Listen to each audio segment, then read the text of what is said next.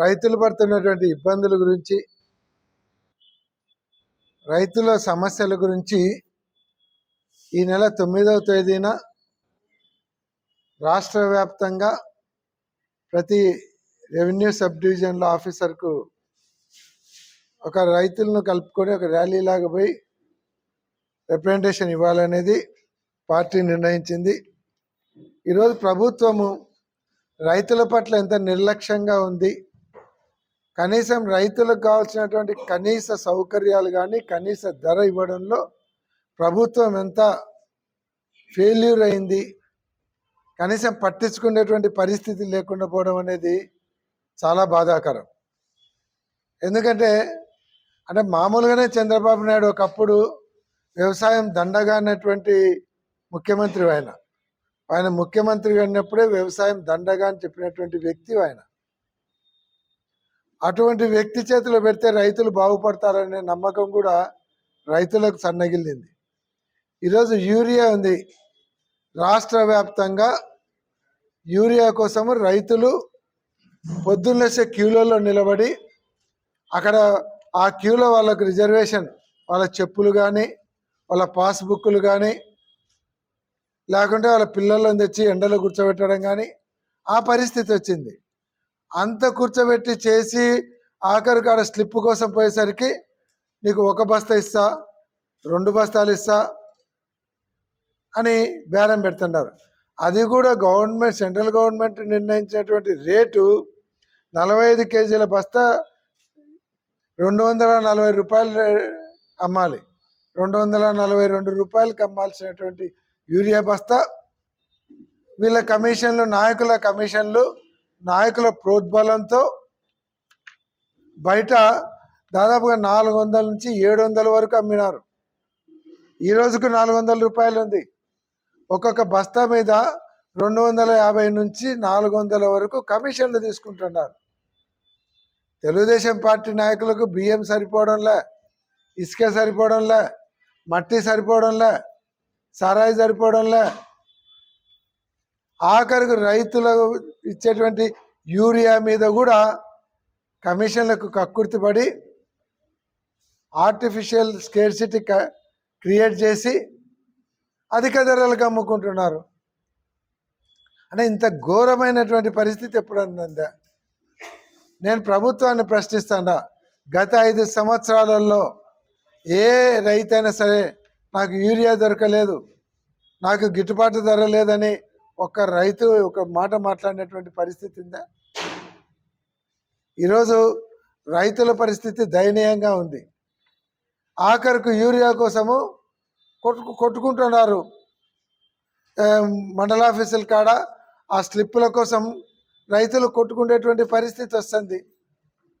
చేను పక్కన చేను స్నేహంగా ఉండేవాళ్ళు ఈరోజు శత్రువులుగా మారిపోతున్నారు కొట్టుకొని, మీరు చేసేటువంటి నిర్వాహకం వల్ల.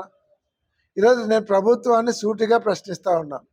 గత 5 సంవత్సరాలు వైఎస్ఆర్ గవర్నమెంట్లో డైరెక్ట్గా పిఎస్సీల నుంచి అమ్మినారు యూరియా, తర్వాత ఆర్బీకేల నుంచి అమ్మడం జరిగింది. వాళ్ళ గ్రామంలోకి తీసుకుపోయి పిఎస్సీల ద్వారా, ఆర్బీకేల ద్వారా రైతులకు 240 నుంచి 260 రూపాయల లోపల ట్రాన్స్పోర్ట్ కలుపుకొని అమ్మితే ఈరోజు మండల హెడ్ క్వార్టర్స్కి వచ్చి క్యూలో నిలబడాలి. ఆ ఒక్క బస్తా కోసం క్యూలో నిలబడాలి. రైతులను భిక్షగాళ్ళగా తయారు చేస్తున్నారు మీరు.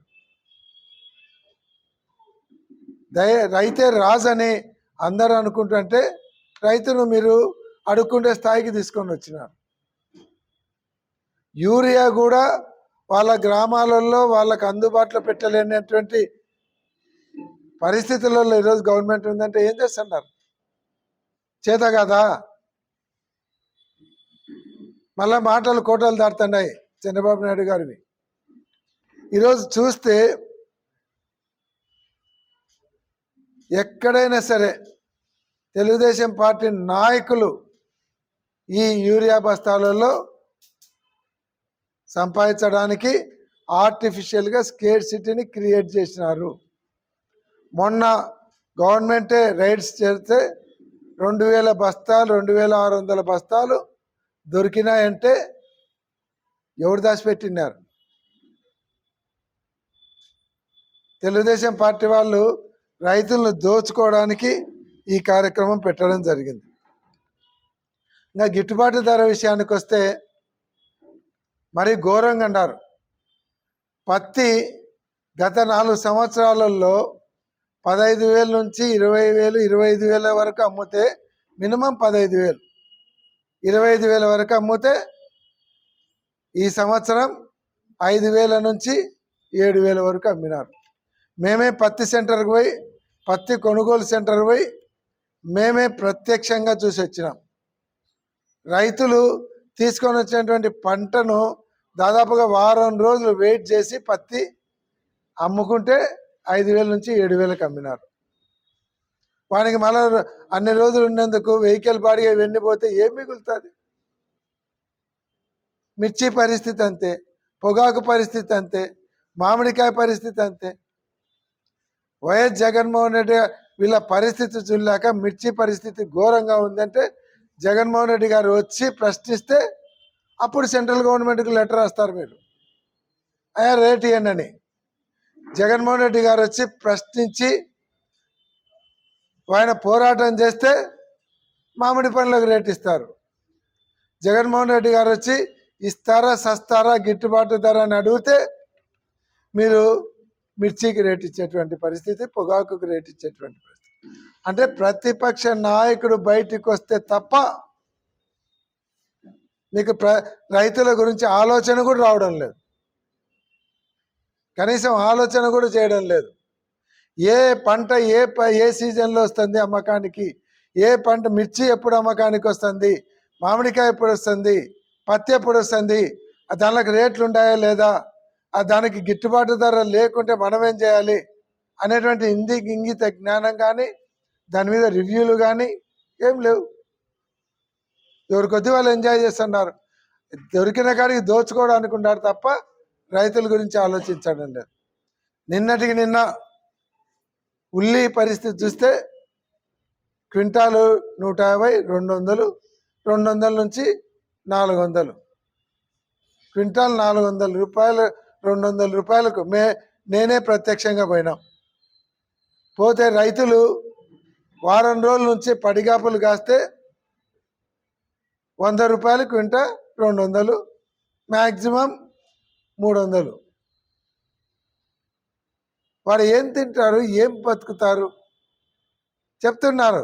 సార్ ఇంటికాడికి పోతే కూలీళ్ళు పీకిన దానిలను తీసుకొని కోసిన కూలీ రావడం లేదు, కూలీళ్ళు ఇంటికాడికి వస్తారు, ఇంటికి పోతే ఆత్మహత్య చేసుకోవడం తప్ప మాకు వేరే గతి లేదంటున్నారు.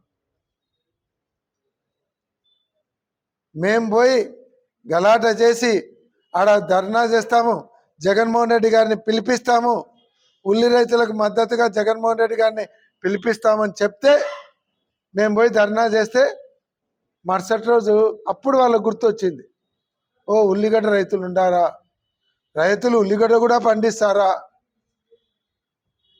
అనేటువంటిది గుర్తొచ్చింది. వచ్చి గిట్టుబాటు ధర 1,200 రూపాయలకు కొనాలి అని చెప్పినారు. మేము పోయి వచ్చేంత వరకు ఒక ఆఫీసర్ కానీ, ఒక ఎమ్మెల్యే కానీ,